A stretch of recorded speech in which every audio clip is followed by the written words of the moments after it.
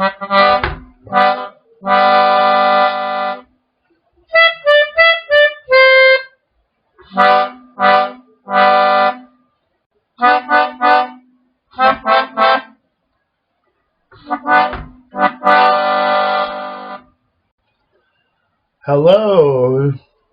Jenny, and hello to all of you Enigmateers out there in Enigma Land who are tuning in for the 5th episode of my podcast, Forever and for Always, no matter what, which as always is dedicated to my wonderful wife, Jennifer. Tonight, we had some technical difficulties in the first filming of this podcast, as the microphone had been disabled by me for security reasons on my computer, and I forgot to re-enable it. But I think you will find this is a much improved podcast as a result. In the first take of this podcast, for the first of the 3 segments, I read the way to say I love you in 100 different languages, from Afrikaans to Zazi. And it took quite a while. And this time, I think, rather than read out the list in alphabetical order, I will simply, and without reading out the names of all of the languages, I will just sing some of them for you. That be how I will express to you, Jenny, that I love you. Te dua ya tabe kahayu solane atigeyu I kisa kihitin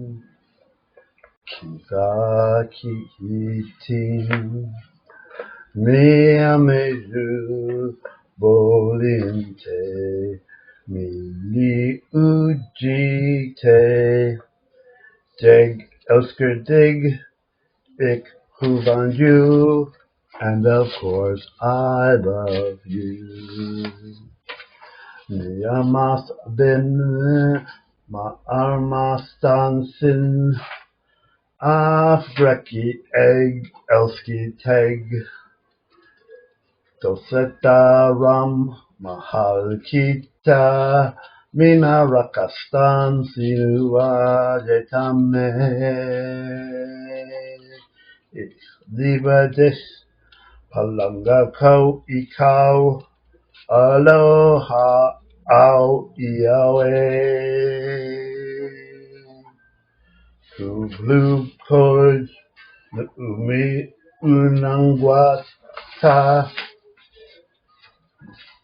Zeret lek palanga koikal Ti amo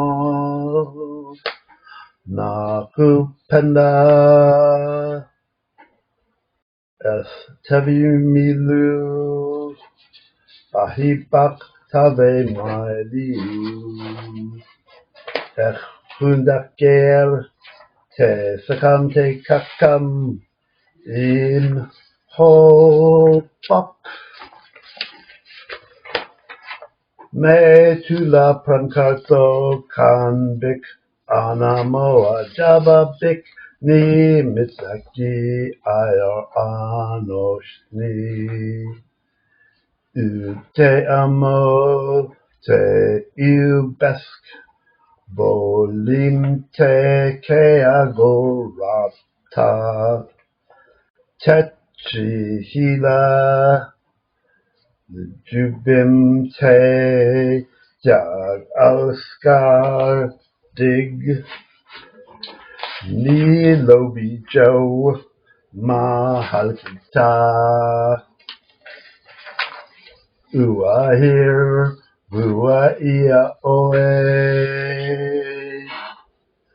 Nam unae kathalikaren Nenu ninu premis dunu anu fong rakun ha ebak seni seviorum yatebek kahayu my up se pya kata hu ikhodik monife edele hezege.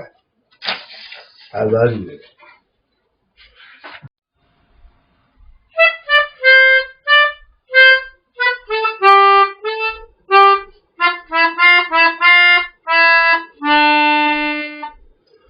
Good morning, Enigmatiers, and welcome back to the 5th episode of the podcast, Forever and for Always, no matter what. For the second segment of tonight's episode, I have two pieces of writing, a prose poem and a poem. And both of these are about love at the subatomic level. So I was thinking that about the origins of love, and looking at the great interwebs, I find references to various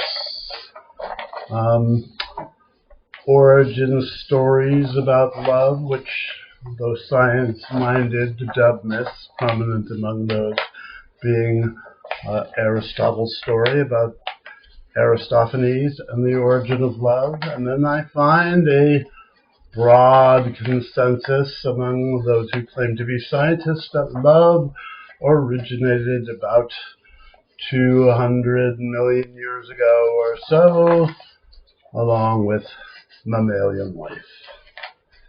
And it occurred to me that love is far too basic to have existed for only 200 million years, and that love must go back to the very origins of matter and space and time themselves. So I did a little search for that, and what came of my search was these two poems.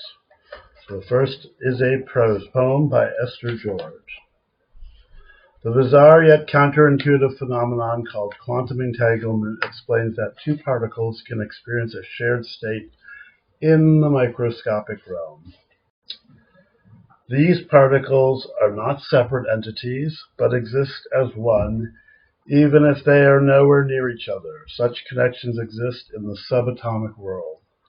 Our minds are essentially transceivers, sending and receiving signals to one another through electronic frequencies. Our brainwaves affect physical reality. Consider then, what if parts of us are entangled with another soul? What if we don't discover the meaning of life by ourselves alone? What if we need to rethink the concept of free will because there's an ongoing energetic interchange taking place on the physical, emotional, and spiritual levels? Embracing and leveraging our soul energies empowers us to create.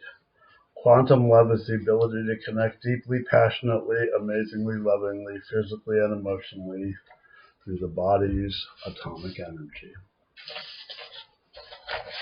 The second selection I have is a poem entitled Subatomic Love from Molecules to Particles by someone named Patrick M. Ohana.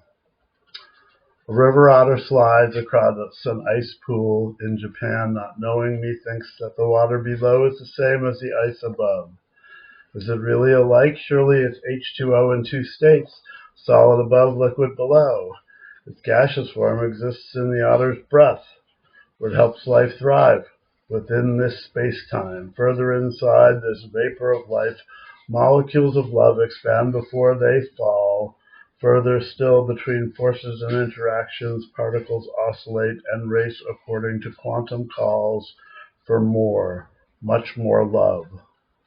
Through particle entanglement, doublets loving each other across the mind-boggling universe, seemingly lost to each other yet passionately bound more intensely than atoms in a diamond. You know, Dr. Mehmet Yildiz, this to be true even without all the required proofs, given that human poetry transcends every universal law while always merging with the poetry of the universe, but only considering these lasting implications for love.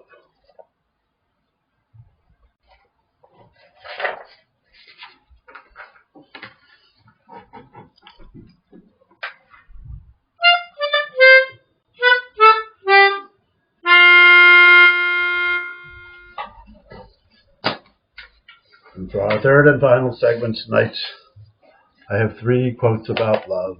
The first quote is from Tennessee Williams, and it is, "The world is violent and mercurial. It will have its way with you. We are saved only by love, love for each other, and the love that we pour into the art we feel compelled to share. Being a parent, being a writer, being a painter, being a friend. We live in a perpetually burning building, and what we must save from it all the time is love." The second quote is from Jalaluddin Rumi. "This is love, to fly toward a secret sky, to cause 100 veils to fall each moment. First, to let go of life. In the end, to take a step without feet. To regard this world as invisible and to disregard what appears to be the self. Heart, I said, what a gift it has been to enter this circle of lovers, to see beyond seeing itself, to reach and feel with the breast." And the last quote is from an anonymous source. "Love isn't practical. It isn't meant to be easy. It doesn't appear on command. It doesn't let you fall for whomever you like. Its surface is neither at the most opportune moment nor in the most convenient. It'll pair you with someone you might have never expected. It'll put you face to face with other obstacles. But in the end, none of that will matter because it's how you overcome its obstacles that'll define your love. It may not be practical, but love is ultimately the best thing that will ever happen to you."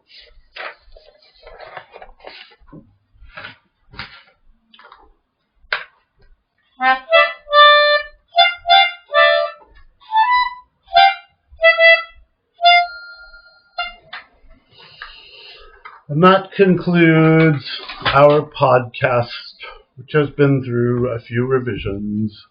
And now, it being morning, I hope, my love, that you have the most wonderful day and that you have a wonderful time visiting with goats and humans alike. And that when you do come home and go to bed, you sleep the most beautifully restful and rejuvenating sleep, and you wake up feeling happy, healthy, and whole tomorrow and every day. I love you, Jennifer.